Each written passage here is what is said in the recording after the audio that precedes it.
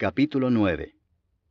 Al pasar Jesús vio a un hombre ciego de nacimiento, y le preguntaron sus discípulos diciendo, Rabí, ¿quién pecó, éste o sus padres, para que haya nacido ciego? Respondió Jesús, no es que pecó éste ni sus padres, sino para que las obras de Dios se manifiesten en él. Me es necesario hacer las obras del que me envió, entre tanto que el día dura. La noche viene cuando nadie puede trabajar. Entre tanto que estoy en el mundo, luz soy del mundo.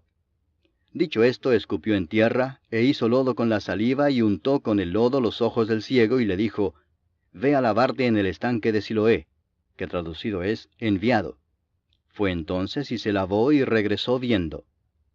Entonces los vecinos y los que antes le habían visto que era ciego decían, ¿no es este el que se sentaba y mendigaba? Unos decían, Él es, y otros, a él se parece. Él decía, Yo soy. Y le dijeron, ¿cómo te fueron abiertos los ojos? Respondió él y dijo, Aquel hombre que se llama Jesús hizo lodo, me untó los ojos y me dijo, Ve al Siloé y lávate. Y fui y me lavé y recibí la vista. Entonces le dijeron, ¿dónde está él? Él dijo, no sé. Llevaron ante los fariseos al que había sido ciego, y era día de reposo cuando Jesús había hecho el lodo y le había abierto los ojos. Volvieron pues a preguntarle también los fariseos cómo había recibido la vista. Él les dijo, me puso lodo sobre los ojos, y me lavé y veo. Entonces algunos de los fariseos decían, ese hombre no procede de Dios, porque no guarda el día de reposo. Otros decían, ¿cómo puede un hombre pecador hacer estas señales? Y había disensión entre ellos. Entonces volvieron a decirle al ciego, ¿qué dices tú del que te abrió los ojos? Y él dijo, que es profeta.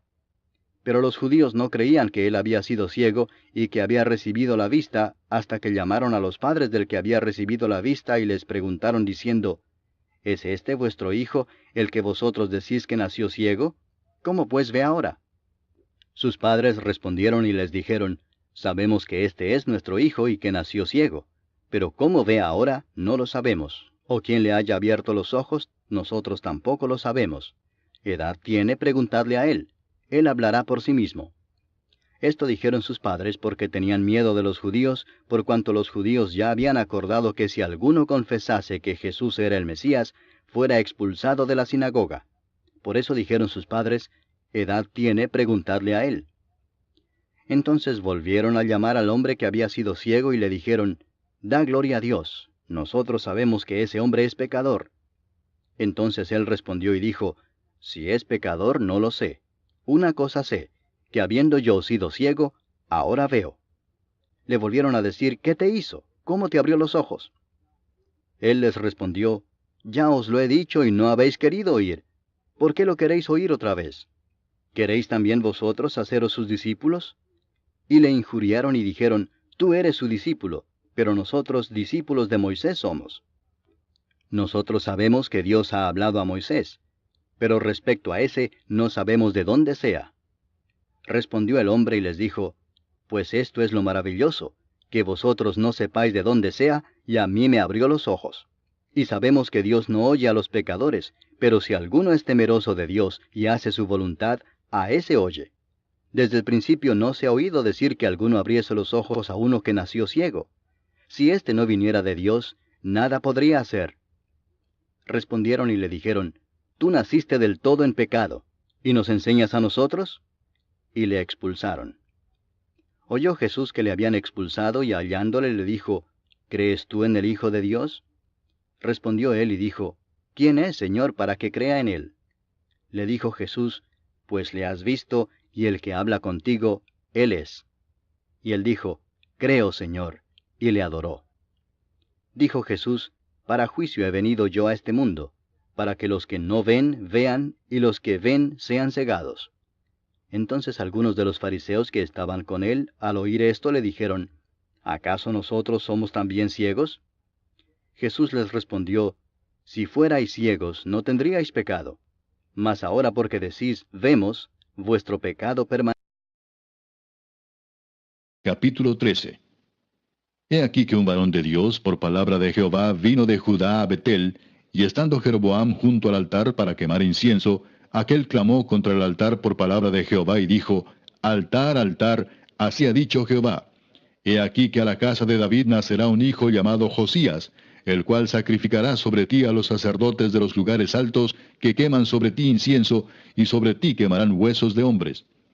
Y aquel mismo día dio una señal diciendo, Esta es la señal de que Jehová ha hablado. He aquí que el altar se quebrará, y la ceniza que sobre él está se derramará.